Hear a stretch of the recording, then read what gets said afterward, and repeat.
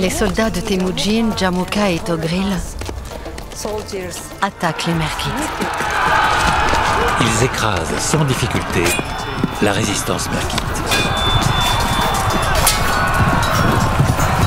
Ils soumettent les Merkites et ils détruisent les Merkites. Les familles merkites subissent énormément de pertes. Les soldats de Temujin s'abattent sur le camp ennemi, détruisant tout sur leur passage. Les Merkites sont pris par surprise et tentent de fuir, mais beaucoup d'entre eux sont massacrés. Temujin court à travers le camp en ruine, hurlant le nom de son épouse. Il court dans tous les sens, il appelle sa femme. Et finalement, il retrouve Borté sous la tente d'un autre homme. Il semble qu'elle ait été confiée à un noble de second rang. Le couple est enfin réuni et ils tombent dans les bras l'un de l'autre. Borté redevient membre du foyer de Temujin.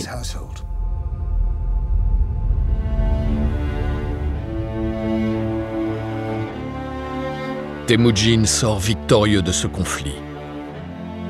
Il a sauvé son épouse et montré à ses adversaires que malgré son jeune âge, il est une force sur laquelle il faut compter.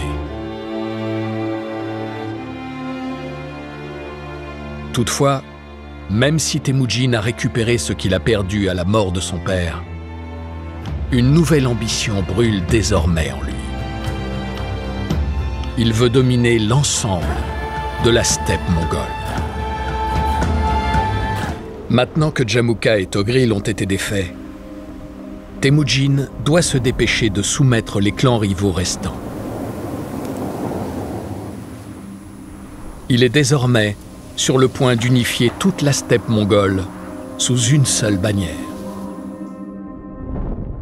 Le territoire qu'il commandait s'étendait de l'est et du centre de la Mongolie jusqu'à ce qui est aujourd'hui la Mongolie intérieure. C'est une force qu'on ne peut plus ignorer. Un souverain qui contrôle presque toute la steppe. Et bien sûr, il dirige les centaines de milliers de familles habitant la région, qui font d'excellents soldats. Il divise son nouveau royaume en différentes provinces administratives.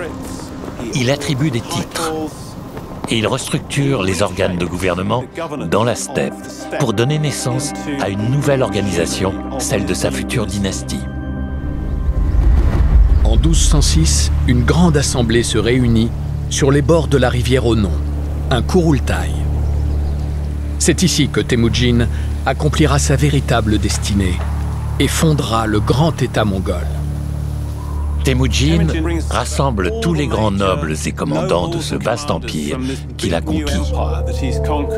Et ces derniers lui donnent son nouveau titre de Genghis Khan. C'est curieux que ce nom ait fini par devenir Genghis Khan. On pense qu'à cause de la façon dont le nom était écrit en persan, la prononciation a changé. Le mot Chinggis est sans doute une combinaison de termes importants de l'époque. Ching, en mongol, évoque l'idée de pureté, d'authenticité. Si on associe ces deux notions, on obtient ce nom qui signifie souverain universel.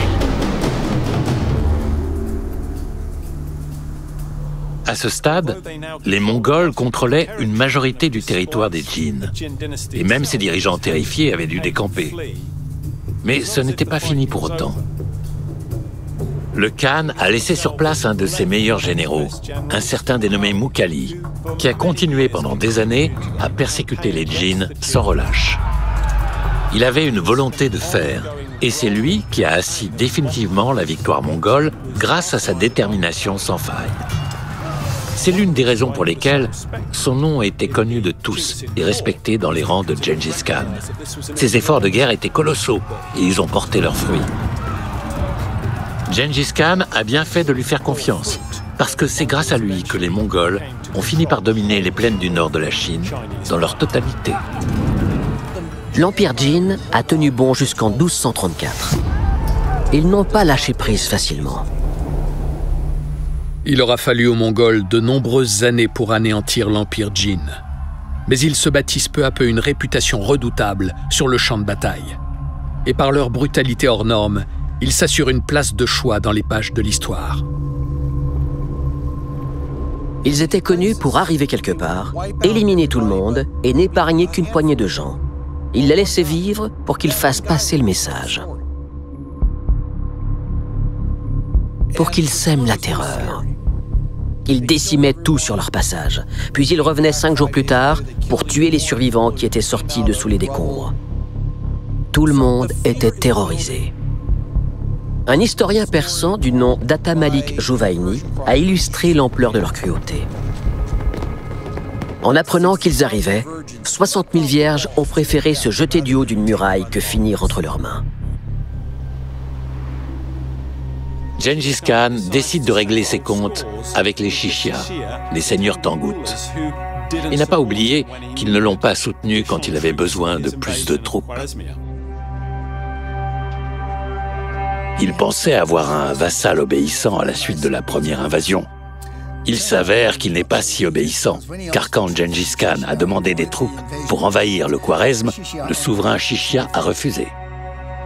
Il faut donc le punir, puis prendre le reste du nord de la Chine au Jin. C'est le nouvel objectif.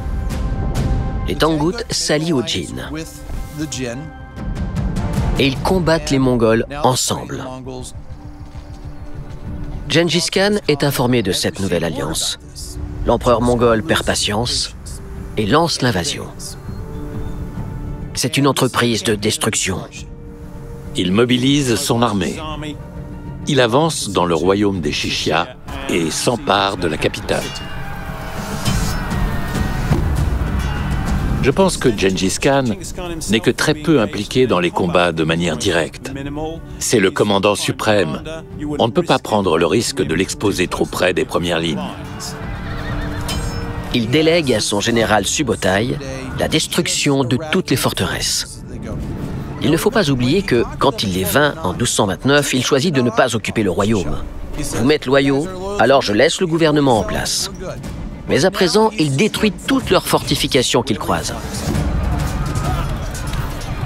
Et ils anéantissent les villes les unes après les autres.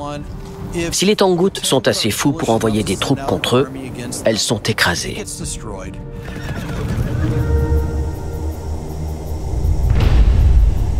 Gengis Khan meurt le 18 août 1227, alors qu'il est en campagne contre les Shishya.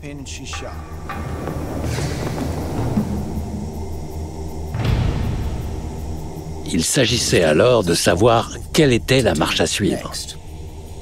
Ils étaient en pleine campagne. Ils ne pouvaient pas s'arrêter et introniser un nouveau souverain. La mort de Gengis Khan est tenue secrète. L'armée mongole continue de se battre contre les Tangut, ignorant que son légendaire chef n'est plus.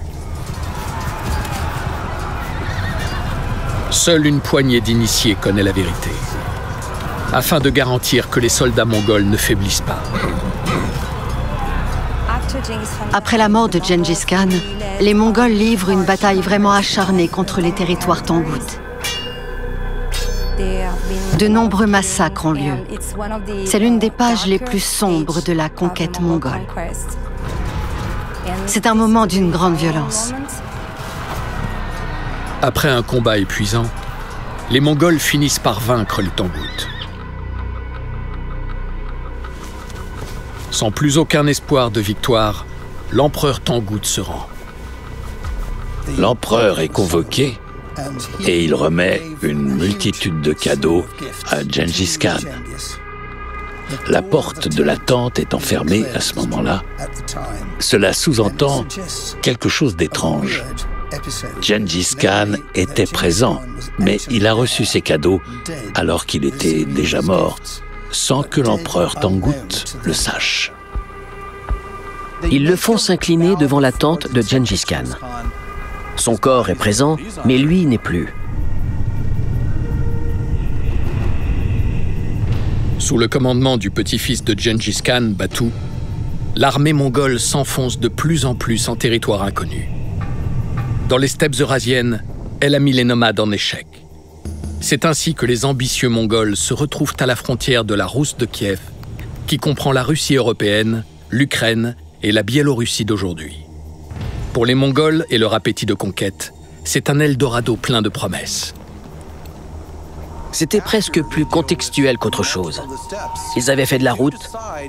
Quitte à être ici, autant continuer sur leur lancée.